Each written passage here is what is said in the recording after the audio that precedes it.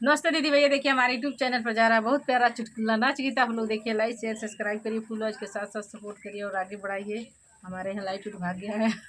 हम लोग यहाँ लाइट है तो भेज दीजिए इधर।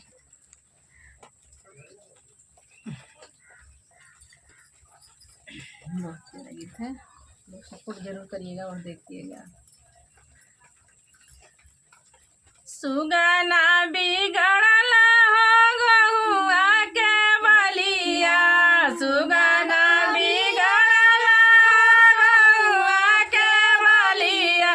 अरे मुसवा बिगड़े खरिहान रे मलमुआ, अरे मुसवा बिगड़े खरिहान रे मलमुआ, हमारे ससुर के परधनवा बिगड़ल, हमारे ससुर के परधनवा बिगड़ल, अरे मुसवा बिगड़े खरिहान रे ललनवा, अरे मुसवा बिगड़े खरिहान रे ललनवा, अरे मुसवा बिगड़े खरिहान रे ललनवा, सुगना बिगड़ल हो गहुआ के बलिया, अरे गहुआ के बलिया, अरे मुसवा बिगड़े खरिहान रे मलमुआ, अरे मुसवा बिगड़े खरिहान रे ललनवा, हमारे हो जेठाजी के सवातिन बिगड़ली, हमारे ई जेठाजी के सवातिन बिगड़ली, बिगड़ दिहल मुस खरिहान रे ललनवा, बिगड़ी दिहल मुस खरिहान रे ललनवा, गहुआ के बलिया हो सुगना जुगड़ल, गहुआ के बलिया हो सुगना जुठरल,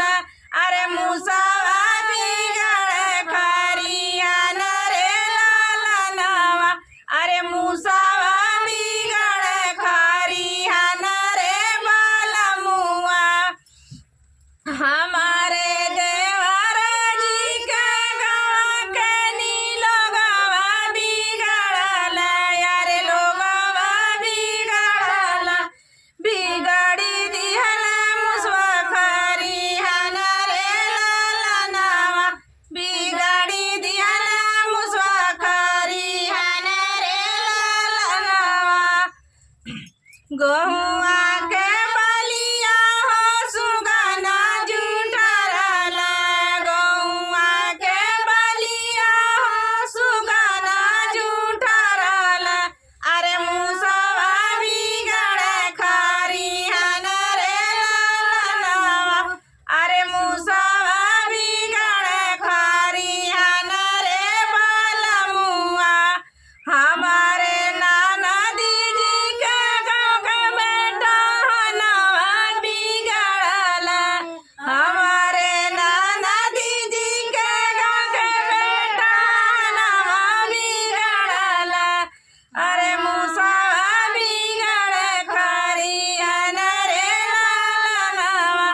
अरे मुसवा बिगड़े खरिहान रे मलमुआ, गहुआ के बलिया हो सुगना जुठरल, अरे सुगना जुठरल, अरे मुसवा बिगड़े खरिहान रे ललनवा,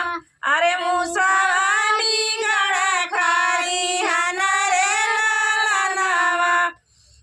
हमारे बलमु के बहिनिया बिगड़ली, बहिनिया बिगड़ली, से जिया ही सोई सोई बिगड़ली रे ललनवा, से जिया ही सोई सोई बिगड़ली रे ललनवा,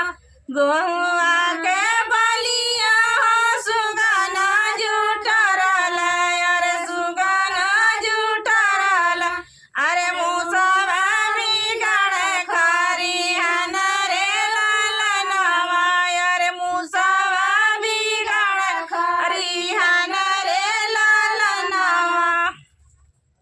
कमेंट में बताइए गीत कैसा लगा आप लोगों को।